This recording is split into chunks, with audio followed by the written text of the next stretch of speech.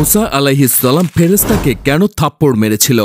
যখন মুসা আলাইহিসসালামের জান কবজ করতে মৃত্যুর ফেরেশতা মালাকুল মাউত এসে হাজির হল, তখন মুসা আলাইহিসসালাম রাগান্বিত হয়ে ফেরেশতাকে থাপ্পড় মেরে দিল। তখন ফেরেশতা আল্লাহ তাআলার কাছে ফিরে গেলেন এবং বললেন, আপনি আমাকে এমন এক বান্দার কাছে পাঠিয়েছেন। পবিত্র মাহে রমজানে আপনার প্রিয়জনকে উপহার দিন হুব্বুন প্যাকেজটি।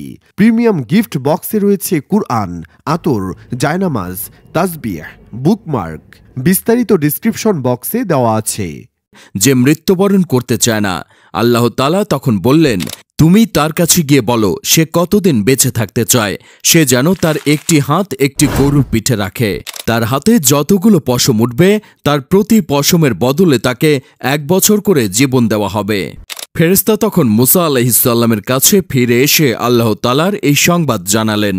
মুসা আলাইহিসসালাম তখন ফেরেশতাকে জিজ্ঞেস করলেন, হে মালাকুল মাউত, এত বছর অতিবাহিত হবার পর তারপর আমার কি হবে? ফেরেশতা বলেন, তারপর আপনার মৃত্যু হবে।